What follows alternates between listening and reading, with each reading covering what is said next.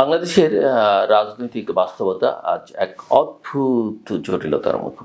একদিকে ছাত্র জনতার গণ-অভ্যুত্থানের মাধ্যমে একটি সরকার পতনের ঘটনা, অন্যদিকে সেই ঘটনার পরপরই গায়েবী মামলা, হয়রানি আর মামলা বাণিজ্যের বিস্তৃতি, যেটা আমরা বিগত আমলেও দেখেছি। এসব কিছু মিলে মানুষের মনে প্রশ্ন, এ কি নতুন এক স্বৈরাচারিক চর্চা নাকি পুরনো সংস্কৃতির নতুন রূপ?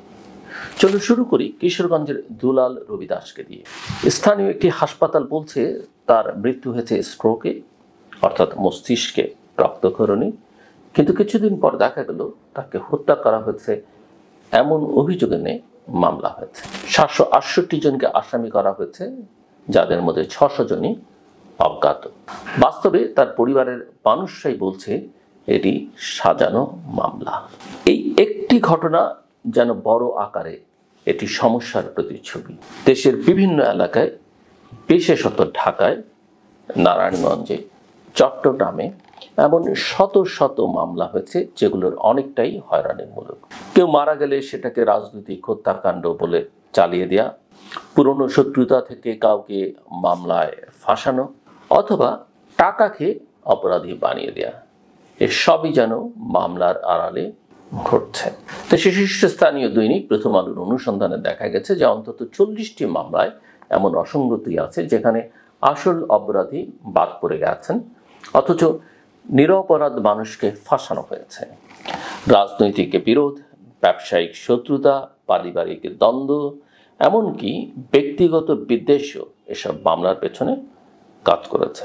আইন শৃঙ্খলা রক্ষাকারী বাহিনী কিছু ক্ষেত্রে নীরব দর্শকের ভূমিকায় থেকেছে, যেমনটা তারা বিগত সরকারের আমলে থেকেছে, আবার কোথাও তারাও হয়রানিমূলক মামলার অংশ হয়েছে। বাংলাদেশ জাতীয়তাবাদী দল বিএনপি এবং কিছু ক্ষেত্রে জামায়াত ইসলামী সম্পৃক্ত নেতাকর্মীদের প্ররোচনায় গায়েবী মামলার সংখ্যা বেড়ে চলেছে বলেও অভিযোগ উঠেছে। পুলিশ সদর দপ্তরের তথ্য অনুযায়ী গত আন্দোলনের অর্থাৎ জুলাই আগস্টের আন্দোলনের পর দেশে প্রায় 1,500 মামলা হয়েছে। এর মধ্যে 599টি হত্যা মামলা। এসব মামলায় আটক করা হয়েছে 10,000-এরও বেশি মানুষকে। অভিযোগ উঠেছে এসব মামলায় অনেক সময় ভুয়া বাদী ব্যবহার করা হচ্ছে। একাধিক মামলায় দেখা গেছে যে বাদী বলছেন আমার সই নেওয়া হয়েছে, কিন্তু আমি জানি না মামলায় কি লেখা আছে। অনেকে বলছেন যে আমরা কাউকে চিনিও না যারা আসামি। আবার অনেক বাদী হঠাৎ উধাও, ফোন বন্ধ, ঠিকানা বদল। সবচেয়ে ভয়াবহ বিষয় হল অনেক মামলায় টাকা দিয়ে নাম কাটানোর ঘটনা ঘটে। কেউ কেউ বলছেন যে 50,000 টাকা দিলেই নাম বাদ দেওয়া যাবে। কোনো কোনো ক্ষেত্রে আবার টাকা না দিলে আরও বেশি সংখ্যক মামলায় ফাঁসানো হয়েছে। এসব ঘটনায় আইনজীবী, পুলিশ, এমনকি রাজনৈতিক নেতা জড়িত বলেও অভিযোগ রয়েছে। নগর পুলিশের কমিশনার থেকে শুরু করে আইজিপি পর্যন্ত সবাই বলছেন যে আমরা নিরপরাধ কাউকে হয়রানি করব না, কিন্তু বাস্তবতা হচ্ছে এখনো এমন শত শত মানুষ আছেন যারা নির্দোষ হয়েও আত্মগোপনে আছেন। অনেকে জামিন নিয়ে বের হলেও আবার নতুন মামলায় অ্যারেস্ট এর হুমকি পাচ্ছেন। একটা মামলা থেকে শুরু করে রাষ্ট্রের গুরুত্বপূর্ণ ব্যক্তিদের নামও বাদ দেওয়া হচ্ছে। যেমন চট্টগ্রাম একটি মামলায় সাবেক মেয়র আজমুন নাসিরের নাম বাদ দেওয়া হয়েছে। বাদী নিজেই আদালতে বলেছেন আমার অজান্তেই কেউ নাম ঢুকিয়ে দিয়েছে। এমনকি সাবেক মন্ত্রী, সচিব, পুলিশ কর্মকর্তা, এমনকি মানবাধিকার সংগঠনের নেতাদেরও ভুয়া মামলায় ফাঁসানো হয়েছে। মানবাধিকার সংগঠন আইন ও সালিশ কেন্দ্রের চেয়ারপারসন জেডাই খান পান্না, যিনি বরাবরই রাষ্ট্রীয় নিপীড়ন আর ডিজিটাল নিরাপত্তা আইনের সমালোচক, তিনিও হয়ে পড়েছেন হত্যা চেষ্টার মামলার আসামি।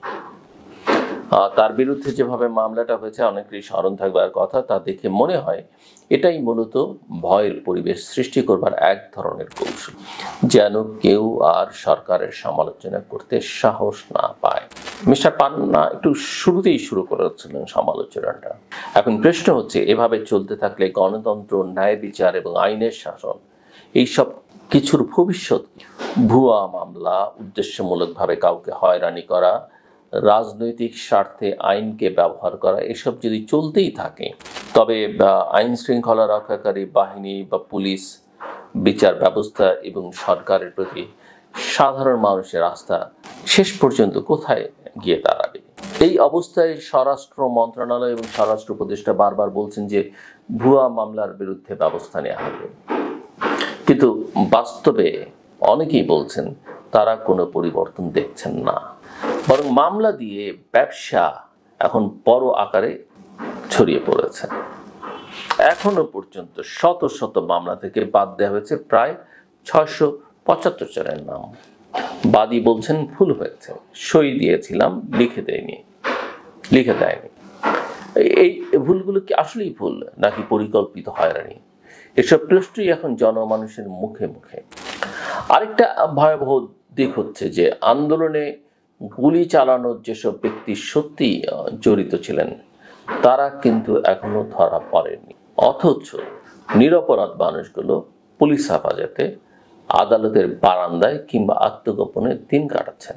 বিচারহীনতা আর হয়রানির এই সংস্কৃতি শেষ না হলে তা যে কোনো সময় নতুন উত্তেজনা, গণবিক্ষোভ এবং রাজনৈতিক অস্থিতিশীলতার জন্ম দিতে পারে। এখন সময় সরকার এবং প্রশাসনকে কঠোরভাবে পদক্ষেপ নিতে হবে। ভুয়া মামলা যারা করেছে তাদের বিরুদ্ধে ব্যবস্থা নিতে হবে। যারা নিরপরাধ হয়েও মামলায় জড়িয়েছেন তাদের দ্রুত নাম বাদ দিতে হবে, তাদের নাম যত দ্রুত সম্ভব বাদ দিতে হবে। এবং অবশ্যই যারা আন্দোলনে গুলি চালিয়েছে, হত্যা করেছে, তাদের শনাক্ত করে বিচারের মুখোমুখি আনতে হবে। সেটা যদি না হয় তাহলে এই রাজনৈতিক সংস্কৃতি আবারও নতুন করে বিষ ছড়াবে এবং বাংলাদেশে আইনের শাসন এবং গণতন্ত্রের ভিত্তি দুর্বল হবে। এই সময়টি আমাদের জন্য একটা পরীক্ষার সময়। আমরা ন্যায় বিচারের পক্ষে নাকি ষড়যন্ত্রকারীদের পক্ষে, এই প্রশ্নের জবাব এখন সরকার এবং সমাজের সবাইকে দিতে হবে। আসুন আমরা সবাই সেই প্রশ্নের জবাব দেবার জন্য তৈরি হই। আর শেষ করবার আগে বলি, শিক্ষক, আমি জানি শিক্ষকদের অনেক দুর্বলতা আছে। আমি ওই যে বাবা মায়ের আলোচনা করতে গিয়ে হয়তো এরকম কথাই বলবো, শিক্ষকদের যেন আমরা সম্মান করি। মনে রাখবেন যে আপনার যারা শিক্ষক, প্রাইমারি স্কুলের শিক্ষক, তারা তো পিএইচডি ডিগ্রি হয় না, সে হয়তো অনেকেই ইউনিভার্সিটি ক্রস করেনি, কিন্তু আপনার প্রাথমিক ভিত্তি করে দিয়েছেন। বিভিন্ন পর্যায়ের শিক্ষকরা বিভিন্ন দায়িত্ব পালন করেছেন আপনাকে গড়ে তোলবার জন্য। আপনি হয়তো তাকে ছাড়িয়ে গেছেন, কিন্তু আপনাকে করবার পেছনে তার যে ভূমিকা সেটা আপনি অস্বীকার করতে পারেন না। আমরা এই জুলাই আগস্ট অভ্যুত্থানের পরে শিক্ষকদের নানাভাবে অসম্মান হতে দেখেছি, বিগত সরকারের আমলে কিছু আমরা দেখেছি। শিক্ষকদের মর্যাদা যেন আমরা রক্ষা করি। তাদের ভিন্ন মত থাকতে পারে, রাজনীতি থাকতে পারে, অবশ্যই শিক্ষকরাও কিছু ভুল যে করছেন না তা না, তারাও রাজনৈতিক কারণে ছাত্রদের সঙ্গে তারা কাউকে পক্ষে টানেন, কাউকে দূরে ঠেলে দেন, কারো প্রতি অবিচার করেন। তারা যাই করুন না কেন, সেটা নিয়ে আরেকদিন আমি কথা বলবো।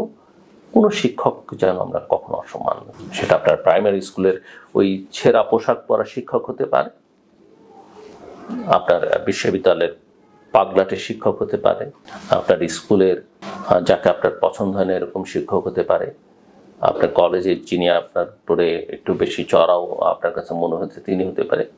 তাদের জন্য আমরা সম্মান দিই। একটা শিক্ষক সমাজ আসলে আমাদের জাতির ভবিষ্যৎ তৈরি করে।